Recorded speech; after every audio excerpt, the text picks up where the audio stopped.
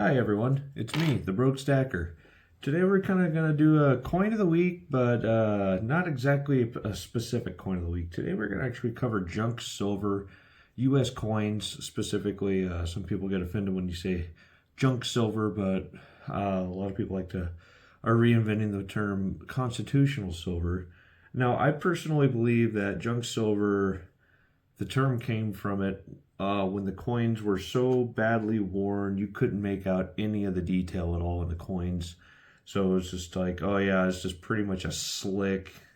You could barely even tell it is junk silver. Like, I believe that's kind of where the term started, and you're like, whatever, throw it in the furnace at that point where it's illegible.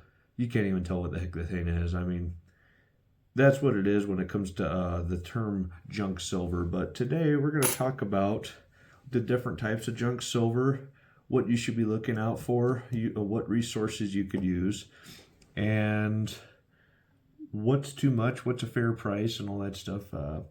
Anyways, let's get started on that today. I'm kind of unprepared for this, guys. I just brought out some examples of everything out here today. We got some Roosevelt dimes, got a tube there, got a tube of Mercury dimes. I'll bring those out here in a second. And even some Barber dimes. I bring in these examples out because it was brought to my attention by a coworker I was talking to the other day. You know who you are. That you didn't know that all of our coinage prior to 65, so 1964 and back, was 90% silver. So that being said, if you get a full dollar, it's not going to make a full ounce. The ratio on that is that you have $1.40 of junk silver. So you have say a Morgan dollar, let's say 4 dimes. Here, look, there's 4 dimes. That right there, that's 1 ounce of silver. So just keep that ratio in mind when you're purchasing whatever. So right now, I'm looking at deals online and with my local coin shop dealer. You're going to see deals out there for junk silver for about 18 times face. Now, if you break that down, a face. So when they say face, that's $18 a dollar, or 18 times a dollar a face. So the equivalent of, say, getting this Morgan for $18, but you're not going to get the silver dollars for that cheap. I'm sorry, guys, but that's kind of the exception of the rules. Morgans, and let's see here, and this peace dollar or two here. Peace dollars and Morgans, these are your silver dollars. We covered videos on the peace dollar, and maybe that would be a good one to do later as a nice Morgan dollar. But anyways, your Morgan dollars usually come with a higher premium, somewhere roughly around $30 for a silver dollar, depending on how the market is. So you're going to see those. Let's put that off to the side for now. Anyways, for example, your silver dollar here is not a full ounce, because remember that $1.40 to an ounce ratio. So a silver dollar has about 0.77 ounces, like 0.7715. And I can't remember exactly if that's the worn weight, and that's why they call it junk silver, so they account for the wear on them, or if that's the factory weight there from the U.S. Mint. Probably can find that information out in your red book. We're not going over the very specifics of that, but we're going over the not so much the specifics, but the generalities of what to stack, what to look for in your pocket change. For example, this little guy right here. This is where is it? 1964. I think it's just a Philly. Yes, it's a 1964 quarter from the Philadelphia Mint. Now, you'd think I would have got this somewhere. No, I got this in my loose change. They are out there. I believe I found this one roughly when I was about 10 years old, just rolling through quarters, and I was like, oh, that one's different. I'm going to save it. And my stupid little uneducated self, thought it was a counterfeit. I thought this thing was made out of aluminum when I was 10 years old. I just thought it was cool. But yeah, that's silver. Same thing with this guy right here. This is a war nickel, 1944S. I found this in my loose change. I just thought it was a cool old coin. I was like, oh wow, that's a little different. I think I'll hold on to that. I looked it up the other day in this current condition. I think it's I looked it up in the book here. It was about $68 for this nickel. So I was really amazed. And again, when I was a kid, I found this. I just threw it off to the side just because I thought it was different. Fortunately, at least I had the foresight to do that, even though I didn't know why when I was a kid.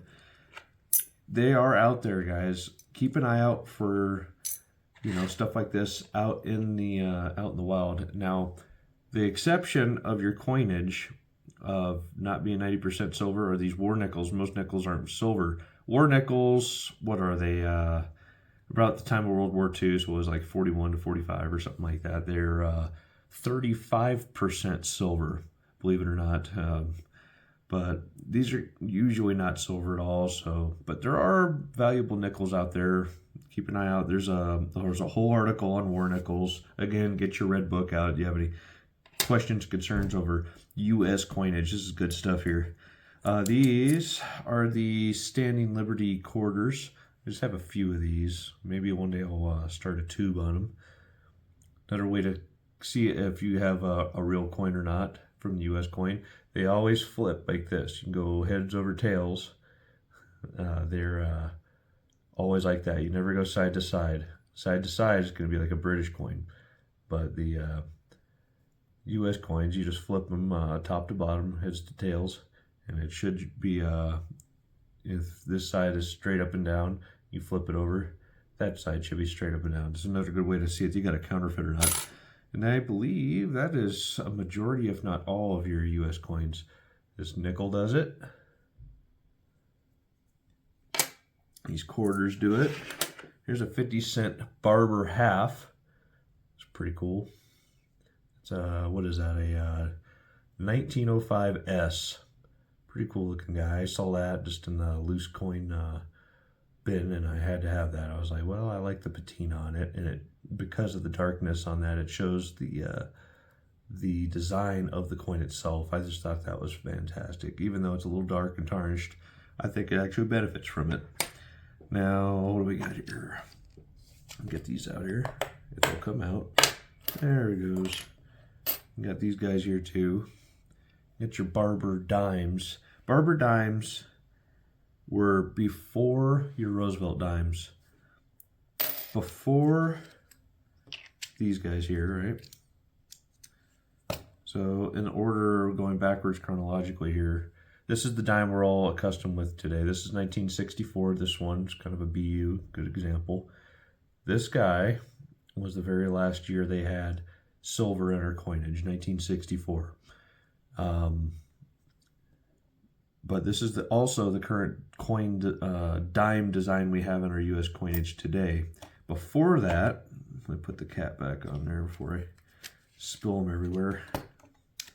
Before that, for a good long while, we had the these guys. I got a good example here. Yeah, whatever. We had the Mercury dimes for a good long time there, in decades or so. These are also always and always have been silver. The Roosevelt dimes, the new ones we have after 65 and up, are not silver. They're just clad. So that's why a lot of people are like, I don't know, I want these Roosevelt dimes. It can be easily mixed up and confused with not silver. That's why there's kind of a stigma on that, because it's the current design today. But these Mercury dimes, they were always made out of 90% silver. Good thing to stack, good thing to keep an eye out for. Out in the out there in your loose chain, should you see those, hold on to them. Same thing with your dimes. Now, I mean, it looks just like a regular dime, right? 1964 BU, but no, that's actually 90% silver. Same thing with your quarters. This is a 64. Last year they were minted in silver. Anything prior to that. Oh, back to the dimes. So you had Roosevelt dimes, Mercury dimes. Before that, you had Barber dimes, and I believe before that was like these Standing Liberty designs, whatever. So, but anyways, yeah, the Barbers, I think Standing Liberties, and there was like Busted Liberties. Those are like early 1800s. We're going way back, but the things you're most likely going to see out there in circulation, heck, you might even see something like this. This is very close to a slick. It's been a polished, clean coin, whatever you want to call it, but it is still 90% silver. It's junk, but it is a Barber. What year is that? I don't even know if that's a key date or not. I don't know key dates. That's a 1906.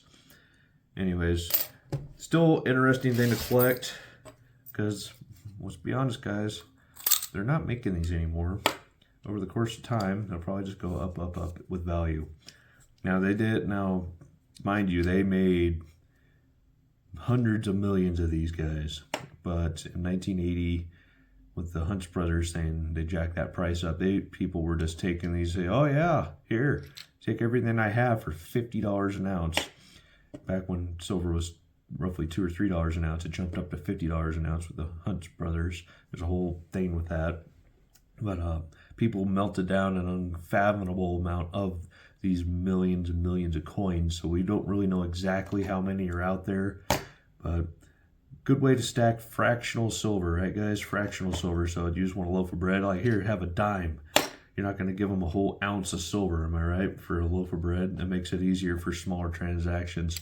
Fractional silvers, if you're resorting back to the barter system, that's another argument for stacking this stuff. But I just think it's U.S. history and it's worth stacking. And sometimes you're going to see some really nice ones like these Benji halves. And sometimes they're worth throwing in a capsule like this. This guy, I have no idea what the condition you would call this, XF40 or whatever. Very fine, whatever. But pretty good looking coin. Sometimes if they're in better condition, you do want to put them in a capsule or flip. Sometimes you just throw them in a flip, protect them that way, don't keep getting dinged up. They are 90% silver instead of 3/9 fine silver like we see in our modern day bullion today, because these were meant for commerce. These were meant for everyday circulation. Shortly after the Benji there, we had the Kennedy half dollar. Nice BU here. I think I won this one from Silver Seeker not too long ago, like within the last year or so. Thanks, Silver Seeker. Anyways, always when you're looking for your key dates and stuff, get back over here to this red book. They're going to be awesome to tell you for, the key dates. We're just going to randomly flip open a random page here. So let's see here. Those are the busted liberties. How about something more relevant? You got walking liberty halves. So you go through all your information here. Typically, you're going to look for the big number on the side over here. Find the biggest number you can. Like right here, we got 18,500, right? For that's brilliant uncirculated MS70 or whatever that is. Yeah, MS63 or better. 18,000. We follow that over here. That would be a 1904S for, what is that? $50. So that would be like a barber half, like this guy right here. Just boom. It was in the book. It tells you which ones to look out for on key dates. This one's a 1905S. Damn, I was off by one. So if we look that up, 1905S, they made mintage 2.494 million. So 2,494,000 of these coins specifically from the, because it's a S, San Francisco Mint. S. G4 would be $23, but you come over here and it was MS63 or better, it would be a $1,650 coin, going off of the book here. So this will tell you, as far as figuring out what your grade is, if you have something really special and it's looking closer to this versus this, and then maybe this would be something to send in to be graded if you have something really special, like it's one of those key dates. Otherwise, you're kind of pissing money into the wind on the grading, because the grading does cost money, guys. So keep that in mind when you're looking out for all these. Most of the time, you're not going to find a BU version of a 1963 Benjamin half, but they are out there. Sometimes you go to coin shows and all that, you'll be able to get a good deal on those, but they're going to be closer to these prices. You're not going to get it for 50 cents, guys. If you do, hold on to it. That is a come up. Anyways, I just wanted to go over the 90% junk silver with you guys today, because not everybody knows. And you're thumbing through your pocket change. This isn't 50 cents. Like we just saw there, it's like $23 to begin with, depending on the grade, and it goes up from there. The better the condition, the more valuable the coin can be. So also, just like your bullion coins, especially these guys, you get that good ring, that good peen with your pocket peener. It's a good way to test it out, right? Also, when you are just, say you're coin roll hunting, you put them all on the side. You see copper, it's not silver. You just see that silver thing in a whole sea of copper, it shines out like a diamond in a goat's ass. Am I right? Anyways, that's another way to see quickly when you're coin roll hunting. So, and every coin's gonna have a little different pitch. And as you know, you got the real McCoy. Sometimes it's a good thing to just practice and train your ear to these things, because it's going to be a lot easier for you if you already have a good idea and a remembrance of what that pitch is versus the new coins. Oh, speaking of coinage or whatever, I did my video the other day of pouring these live. I had to take it down. There was some issues going on. There was a what do they call that? A corrupted file or whatever. So I had to delete the video. But I poured these the other day. This one came out all right. It was with the MAP gas on, and I had a critical failure on my furnace. The cap pretty much fell apart. So I panicked and I dumped the last little bit of my stuff. I thought it was gonna like just totally cover my mold, but it was a little bit more than a coin. Look at that. That's that color we've been after this entire time. I don't even know how I got it. I was just in such a hurry, and I was rushed thinking about, oh God, I'm trying not to burn the house down because my furnace refractory is failing. But yeah, look at that, guys. Isn't that cool? Anyways, that'll be for another video. I think this is, even though that's the color I'm looking for, it's probably going to have to go back in the furnace and get remelted. I know I could just try to clean that up and make it look pretty, cut everything off and polish it up. But man, I wish I knew it was going to look like that. I was kind of panic dumped on that one, sorry. But yeah, guys, that's our coin of the week video is 90% Constitutional NF4 junk silver. Now I remember looking at these prices, guys. Some of these coins, like this guy here, we looked this one up earlier, right? 23 bucks. I didn't pay 23 bucks for this. Half the time, something decent condition you can pick up, and usually the silver content, what's a half worth? About it's a third of an ounce. So with the premium on fractional, we'll call this a $10 coin. I got that for 10, 12 bucks.